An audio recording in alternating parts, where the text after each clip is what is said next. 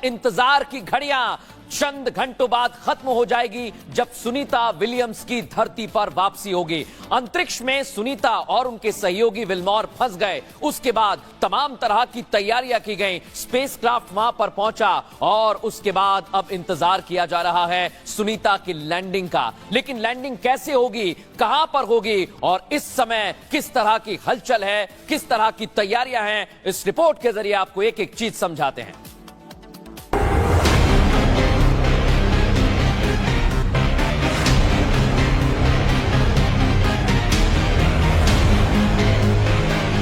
अंतरिक्ष में फंसे एस्ट्रोनॉट सुनीता विलियम्स और बुच विल्मोर 9 महीने 13 दिन के बाद पृथ्वी पर लौट रहे हैं। उनके साथ इंटरनेशनल स्पेस स्टेशन में मौजूद क्रू 9 के 2 और एस्ट्रोनॉट निखेग और अलेक्सांद्र गुरबुनोव भी स्पेस स्टेशन से धरती के लिए रवाना हो गए हैं। बस चंद घंटे में सुनीता धरती पर वापस आ जाएंगी।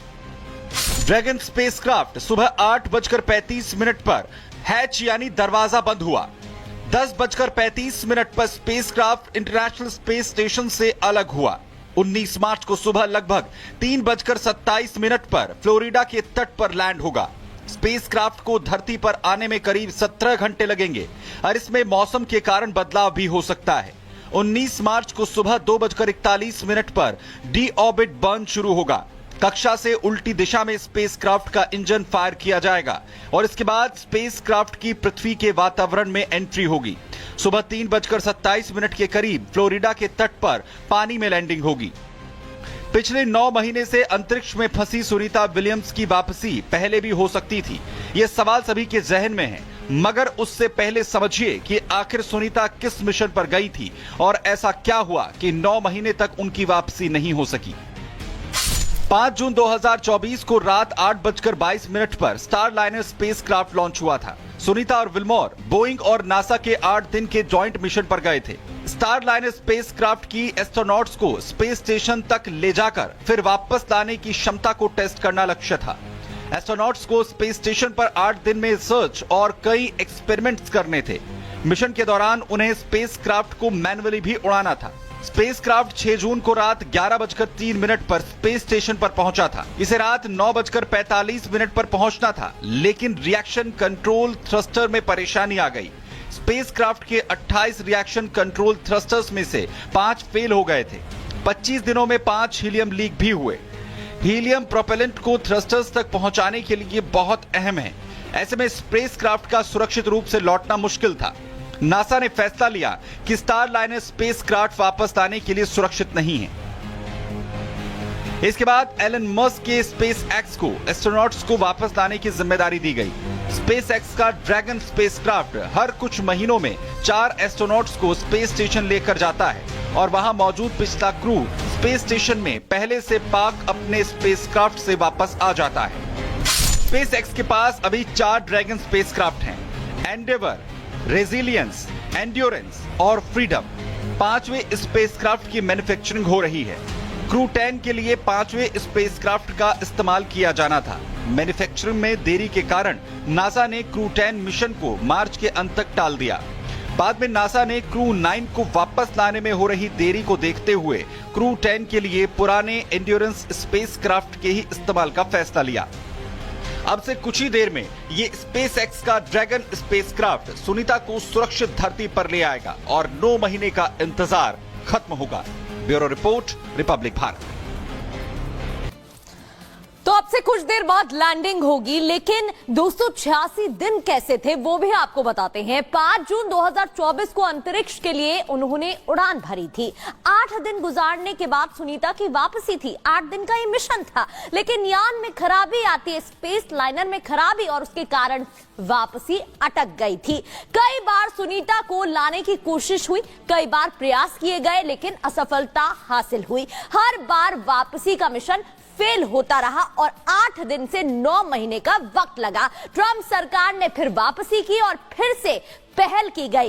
एलन मस्क की कंपनी स्पेस एक्स ने जिम्मेदारी उठाई, उनको जिम्मेदारी मिली। 19 मार्च को फ्लोरिडा के तट पर लैंडिंग का जो निर्णय है वो लिया गया। कब स्प्लैश डाउन होगा, किस तरीके से लैंडिंग होगी, वो आपको बताएंगे, लेकिन वैज्ञानिक काफी उत्साहित है। आरती कपूर ने क्या कहा, सुनिए।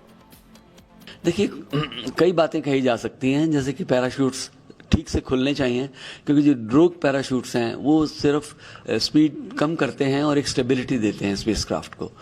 जो मेन पैराशूट खुलता है करीब वो 1 मिनट के बाद खोला जाएगा, तो वो इसकी स्पीड को और भी कम कर देगा। आखिर में जो स्प्लैश डाउन है करीब 25 फीट पर सेकंड की रफ्तार से समुद्र में आके वो उतरेंगे।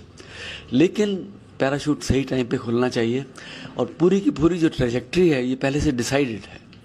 ये आखिरी बिंदु तक इसको जो है वर्कआउट किया गया है कि कब चलेंगे, किस पृथ्वी किस लैटिट्यूड लॉन्गिट्यूड के ऊपर से जो है डीऑर्बिट किया जाएगा, वो सब बातें पहले से तय होती हैं।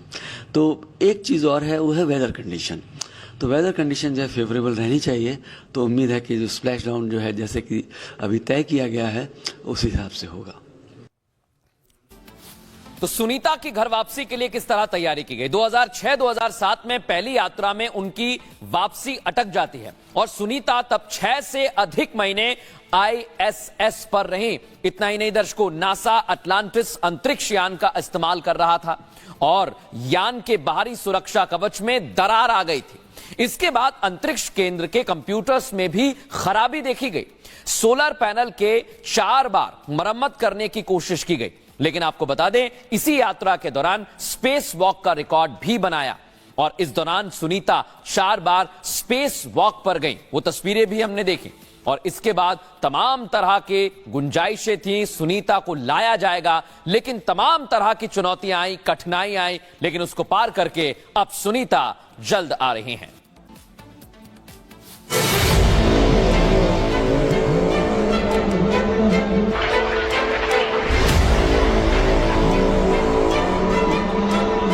महज 8 दिनों के लिए अंतरिक्ष गई सुनीता विलियम्स की यात्रा बेहद लंबी हो गई। चंद घंटे में सुनीता धरती पर होंगी। भारत में सुनीता के लिए प्रार्थनाओं का दौर शुरू हो गया। सुनीता की सुरक्षित वापसी के लिए मंदिरों में हवन पूजन किया जा रहा है।